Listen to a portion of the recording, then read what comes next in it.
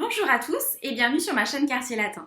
Aujourd'hui on se retrouve pour une vidéo qui m'a été particulièrement demandée, à savoir l'analyse du mensonge à la violence d'Hannah Arendt qui est au programme des prépas scientifiques cette année. Et plus particulièrement l'analyse du premier essai de cet ouvrage, du mensonge en politique. C'est parti. Alors, dans ce premier essai, Hannah Arendt s'interroge sur la signification du mensonge en politique à travers une étude de cas contemporaine, l'affaire des Pentagon Papers. Alors, tout d'abord, qu'est-ce que l'affaire des Pentagon Papers ? Eh bien, les Pentagon Papers, ou papiers du Pentagone, sont une série de documents secrets du département de la défense des États-Unis. Et ces documents détaillent l'histoire de l'engagement militaire et politique du pays dans la guerre du Vietnam, et ce de 1945 à 1967. Ces documents ont été divulgués par un certain Daniel Ellsberg, un analyste militaire qui avait travaillé sur le projet. En fait, il a photocopié les documents et les a fournis à plusieurs journaux américains, dont le New York Times, qui a commencé à publier des extraits en juin 1971. Ces révélations ont montré que les administrations successives avaient systématiquement menti au public américain et au Congrès sur l'étendue et la nature de l'implication américaine au Vietnam. Par exemple, le président Eisenhower avait lancé des opérations de guerre clandestines sans en avertir le Congrès ou les citoyens américains. On note aussi une escalade secrète du conflit après 1964 sous Johnson, une manipulation des rapports de bataille avec sous-estimation des pertes civiles et du coût de la guerre. La publication des Pentagon Papers a entraîné une bataille juridique majeure sur la liberté de la presse. Le gouvernement Nixon a tenté d'empêcher la publication des documents en invoquant des préoccupations de sécurité nationale. Le président Nixon a même tenté de discréditer Ellsberg en envoyant des agents surnommés les plumbers, les plombiers, fouiller le cabinet du psychologue d'Ellsberg pour déterrer quelques mauvais secrets. Bref, cette affaire est rapidement remontée à la Cour suprême des États-Unis, dans le cas assez célèbre New York Times Company versus United States. Le 30 juin 1971, la Cour a rendu un jugement historique en faveur des journaux, affirmant que le gouvernement n'avait pas prouvé que la publication immédiate des documents causerait un dommage direct et irréparable à la sécurité nationale. La presse en ressort renforcée, elle peut tout à fait publier les rapports étatiques confidentiels, car son rôle est d'informer les citoyens et de répandre la lumière sur les actions du gouvernement. Alors, pour rentrer dans le texte d'Hannah Arendt maintenant, eh bien, que nous dit-elle ?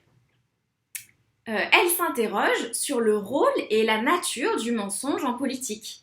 Le mensonge a de tout temps, en effet, été considéré comme un outil dans l'arsenal de l'homme politique.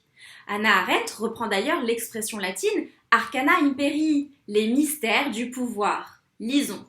Le secret, ce que l'on appelle diplomatiquement la discrétion ou encore arcana imperii, les mystères du pouvoir, la tromperie, la falsification délibérée et le mensonge pur et simple, employés comme moyen légitime de parvenir à la réalisation d'objectifs politiques, font partie de l'histoire aussi loin qu'on remonte dans le passé. La véracité n'a jamais figuré au nombre des vertus politiques. Et le mensonge a toujours été considéré comme un moyen parfaitement justifié dans les affaires politiques. On peut aussi penser à des philosophes qui ont prôné l'utilisation du mensonge en politique, comme Machiavel qui expliquait au prince, au chapitre 18 de son ouvrage, qu'un dirigeant doit tenir à la fois du renard et du lion. Du lion pour la force et du renard pour la fourberie. Machiavel expliquait qu'un dirigeant devait pouvoir se défaire d'une parole donnée. Par exemple, si la promesse donnée tourne à son désavantage ou que les circonstances qui l'ont fait promettre ont changé. Machiavel le dit très bien, il faut que le prince ait l'esprit disposé à se tourner dans le sens que commandent les vents de la fortune et les variations des choses. Et, comme je l'ai dit plus haut, ne pas s'écarter du bien s'il le peut, mais savoir entrer dans le mal s'il y est contraint. Mais revenons à Hannah Arendt. Ce droit au mensonge pour les politiques. Elle entend le questionner.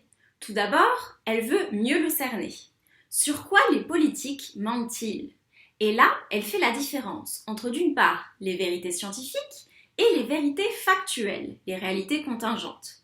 Les politiques ne vont pas mentir sur les réalités scientifiques, comme 2 et 2 font 4, Par contre, ils vont très facilement mentir sur les réalités de fait, les réalités contingentes, qui sont en fait les réalités historiques, les événements qui auraient très bien pu se dérouler autrement. Et là, pour ces réalités contingentes, eh bien, la tromperie n'entre jamais en rivalité avec la raison. Les mensonges sont quasiment indiscernables. C'est pour cela qu'il est si facile et tentant de tromper. Par ailleurs, le mensonge en politique a été préparé à l'intention du public en s'attachant à sa crédibilité. Il est donc redoutable. Et là, Hannah Arendt va s'arrêter sur une forme inédite de l'art de mentir en politique qui est apparue au sein de la société contemporaine. Cette nouvelle forme, c'est les relations publiques dans l'administration. Alors elles sont qualifiées de variété de la publicité. Elles sont issues de la société de consommation. Le spécialiste des relations publiques, c'est quelqu'un qui manipule, qui s'intéresse à la crédulité de l'auditoire, aux bonnes dispositions de l'acheteur que nous sommes. Alors certes, il ne nous vend pas une machine à laver ou du savon ou du shampoing, mais il nous vend une opinion. Il y a une bonne part de marketing là-dedans. Par exemple, le spécialiste de la relation publique, des relations publiques, veut taire le désastre provoqué par la guerre du Vietnam. Par exemple, il veut taire le nombre de morts, les bombardements, parce qu'il veut que son président soit réélu. Il veut vous montrer un bilan positif de son action, éviter de montrer que le président en exercice est le premier président des États-Unis à perdre une guerre. En sorte, il embellit, il fait de la publicité mensongère pour que vous continuiez à voter pour son candidat.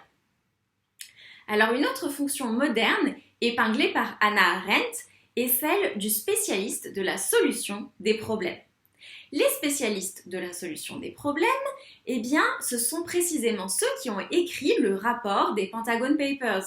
Ce sont des analystes qui ont reçu des formations théoriques prestigieuses et ce sont des rationalistes qui ont donc une certaine aversion pour l'empirisme, pour les faits, pour leur contingence. Les spécialistes de la solution des problèmes, ce sont un peu des intellos dans leur tour d'ivoire, qui restent dans leur monde des idées et sont complètement déconnectés des réalités terrestres. Alors ici, Hannah Arendt cite Hegel, chef de proue des rationalistes en philosophie.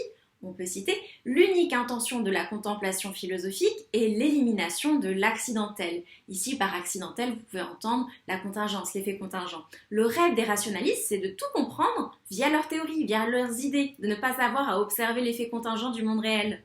Alors, elle parle aussi de la théorie des jeux, qui est une discipline mathématique, qui consiste à rationaliser le réel, à le transcrire en des équations qui permettent de prédire les décisions prises par un adversaire.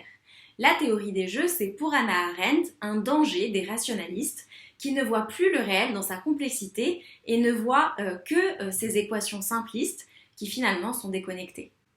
Les analystes, ces spécialistes de la solution des problèmes, peuvent alors mentir, mais par effet d'autosuggestion interne, comme le dit Hannah Arendt. En effet, ils se persuadent eux-mêmes de leur savoir, de leurs équations, de leurs grandes théories, qui pourtant sont parfois fausses, comme la théorie des dominos, par exemple. Cette théorie qui voulait qu'un État passé aux communistes entraîne ses voisins, comme si tous les États étaient comme des dominos qui allaient tomber les uns après les autres dans le communisme. En 1964, Johnson demande à la CIA si la théorie des dominos est légitime. Est-ce que le reste du sud-est asiatique tombera nécessairement si le Laos et le Sud-Vietnam passent sous l'emprise du Nord-Vietnam, demande-t-il. Et la CIA lui répond que non, il n'y a aucun danger, à part peut-être pour le Cambodge. Et 5 ans plus tard, en 1969, Nixon pose la même question à la CIA, qui répond une nouvelle fois par la négative. Cette fois-ci, aucun État d'Asie du Sud limitrophe du Vietnam ne risque de basculer dans le communisme. Alors comment ont-ils pu, demande Hannah Arendt, comment le gouvernement américain, ses responsables des relations publiques et ses spécialistes de la solution des problèmes, comment ont-ils pu mentir aussi longtemps sans raison ? Puisque les raisons de l'implication de la guerre du Vietnam n'existaient plus, puisqu'elles étaient démenties, fausses, pourquoi un tel enlisement des États-Unis dans la guerre du Vietnam ? Pourquoi continuer à mentir sur le nombre des morts, à dépenser des sommes astronomiques, des sommes d'argent toujours plus colossales, pour financer un conflit qui n'en vaut pas la peine ? Économiquement, cette guerre est un désastre. L'inflation et la dévaluation du dollar ont été des conséquences assez patentes du conflit. Bref, comment ont-ils pu ? Et Hannah Arendt va essayer d'y répondre, d'analyser une réponse. Alors, tout d'abord, nous dit-elle, les connaissances publiques semblent avoir plus de poids que les connaissances secrètes. Même si vous savez en secret que cette guerre du Vietnam est un désastre, à force de clamer que vous êtes sur le point de gagner la guerre, à force de voir que tout le monde semble y croire, vous finissez par y croire vous-même. Alors ici, Hannah Arendt raconte une anecdote tirée du Moyen-Âge, je vous propose de la lire ensemble. Un guetteur, chargé de surveiller et de signaler l'approche de l'ennemi aux habitants d'une cité, sonna faussement l'alarme et fut le premier à courir lui-même au créneau afin de défendre la ville contre l'ennemi imaginaire. On peut en conclure que plus un trompeur est convaincant et réussit à convaincre, et plus il a de chances de croire lui-même à ses propres mensonges. Deuxième point d'analyse que nous donne Hannah Arendt, les trompeurs ont fini par s'illusionner eux-mêmes. Alors on reconnaît là l'idée de l'autosuggestion interne évoquée précédemment. Lisons.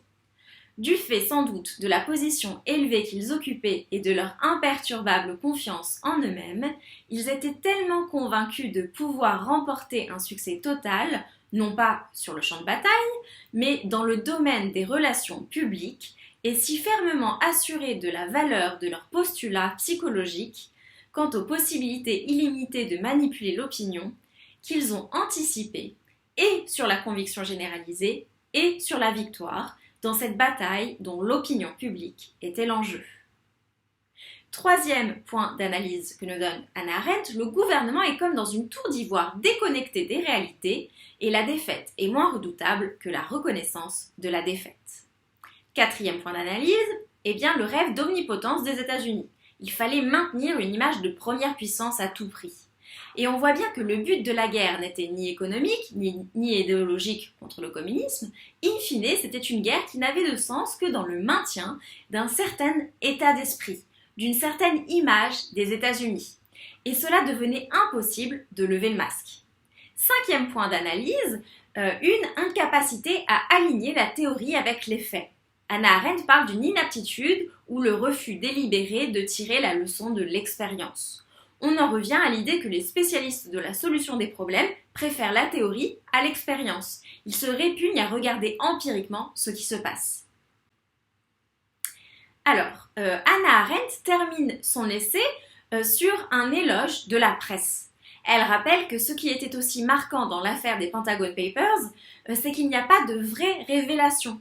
La presse avait déjà critiqué la pertinence de l'implication des États-Unis dans la guerre du Vietnam. Après tout, ce que le gouvernement cherchait à cacher toutes ces années, la presse le soupçonnait, le débattait, le critiquait depuis des années. La presse, c'est bel et bien le quatrième pouvoir. C'est ce qu'a montré cette affaire d'ailleurs. Ellsberg, celui qui a fuité le rapport des Pentagon Papers, risquait 115 ans d'emprisonnement. Mais il a été relâché. Et le New York Times n'a pas non plus été condamné. La justice considère qu'il est vital d'avoir une presse indépendante et libre. C'est le devoir de la presse d'ailleurs. Il faut informer les citoyens sur les actions du gouvernement, être critique. Il en va de notre démocratie. Et finalement, la presse, c'est un peu notre seul rempart face aux mensonges des gouvernements. C'est tout pour cette vidéo, j'espère qu'elle vous aura été utile.